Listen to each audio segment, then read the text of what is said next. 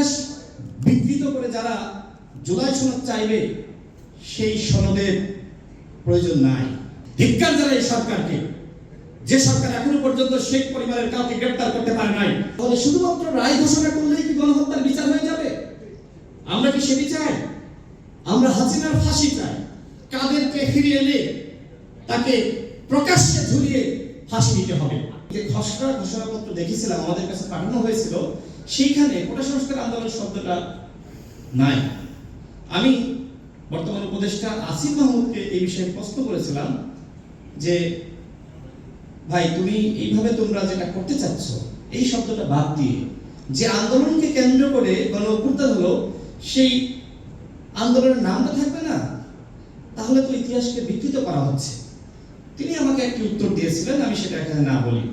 তো দেখেন, আমার ভাই সাদি এখানে চমৎকার গরম গরম বক্তব্য রেখেছেন। তো আমার কথা হলো যে আপনি কি মানবেন যে ইতিহাস বিকৃত করে যারা জুলাই সনদ চাইবে সেই সনদের প্রয়োজন নাই। ৭১ আমরা স্বাধীনতা পেয়েছি, ৭১ আমরা স্বাধীন হয়েছি। স্বাধীনতার ৫৪ বছরেও আমরা জানি না কেন স্বাধীন হলাম, কতজন মানুষ শহীদ হলো, কতজন আহত হলো, সেই স্বাধীনতার প্রকৃত ইতিহাস আমরা জানি না। আমার মা গ্রাম থেকে এসে ঢাকা শহরে, আপনারা দেখেছেন কিভাবে চিৎকার করেছে, কান্নাকাটি করেছে।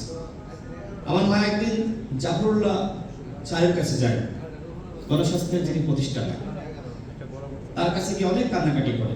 এরপরে তিনি আমার মায়ের সেই আর্তনাদ শুনে তিনি কামাল হোসেন স্যারের কাছে নিয়ে যান, না দুঃখিত, ব্যারিস্টার মইনুল স্যারের কাছে নিয়ে যান। এরপরে তিনি কামাল হোসেন স্যারের কাছে নিয়ে যান। তারা তিনজন মিলে এরপরে তারা নিম্ন আদালতে যান। মূলত তারা যেহেতু আদালতে গিয়েছেন, তাদের চাপেই আমাদের জামিনটা ঈদের আগের দিন দেওয়া হয়। তো যাই হোক, আমি আসলে গণমাধ্যমের স্বাধীনতা বলতে বলতে আমি আসলে ওই সময়কার আন্দোলনের গল্পটাই আসলে বলে ফেললাম। আমরা জেল থেকে বের হয়ে আবারও সে আন্দোলনের হাল ধরেছি, আন্দোলনটা সফল করেছি। পরবর্তীতে হাসিনার নির্দেশনে আমার কাছে যেটি মনে হয় যে ক্রেডিট করা হয় ২১ সালে, যেহেতু মুক্তিযুদ্ধের সন্তানরা, মানে মুক্তিযোদ্ধাদের সন্তানরা, নাতিপুতিরা চাকরি পাচ্ছে না, এখন ছাত্রলীগ যুবলীগের মাধ্যমে আসলে তারা দেশটা কতদিন কন্ট্রোল করবে। সেক্ষেত্রে স্বাধীনতার সপক্ষের শক্তি দাবিদার ছাত্রলীগ যুবলীগকে প্রশাসনে বসাবে, পুলিশে বসাবে, আমলা বানাবে, কামলা বানাবে। তাদের এই স্বপ্নটা ধূলিসাৎ হয়ে যাচ্ছিল, যে কারণে আবার ধোঁকাবাজি করে হাসিনা ২৪ সালের ৫ জুন আবার কোটা ফিরিয়ে আনেন ৩০%। সরকারের ১ বছরের অর্জন কি, কতটুকু সরকার করতে পেরেছে এই শহীদদের জন্য, শহীদ পরিবারের জন্য? আজকেও আমরা দেখলাম শহীদ আবু সাইদের পিতা আক্ষেপ করছেন সরকারের পক্ষ থেকে তাদের পাশে দাঁড়ানো হয়নি। ধিক্কার যারা এই সরকারকে, যে সরকার এখনো পর্যন্ত শেখ পরিবারের কাউকে গ্রেফতার করতে পারে নাই, যে সরকার এখনো পর্যন্ত ২০০০ শহীদ, ৩০,০০০ আহত যোদ্ধা, সব মিলে ৩২,০০০। সরকার যদি ৩২,০০০ আওয়ামী লীগের নেতা কর্মীদেরকে গ্রেফতার করত, সেটার সংখ্যাটা কম হয়ে যায়। সব মিলে এখনো পর্যন্ত হাতে গোনা কয়েকজনকে গ্রেফতার করেছে, অধিকাংশ ভারতে পালিয়ে গেছে। তাদেরকে যদি ভারত থেকে সরকার ফিরিয়ে না আনতে পারে, তাহলে শুধুমাত্র রায় ঘোষণা করলেই কি গণহত্যার বিচার হয়ে যাবে? আমরা কি সেটি চাই? আমরা হাসিনার ফাঁসি চাই।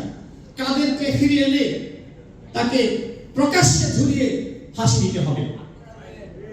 ছাত্র জনতাকে কিভাবে কাদের নির্দেশনায় ছাত্রলীগ পাণ্ডালীগ কিভাবে হত্যা করেছে, কিভাবে ছোট্ট শিশু তাদেরকে কিভাবে গুলি করে হত্যা করেছে আমরা দেখি নাই?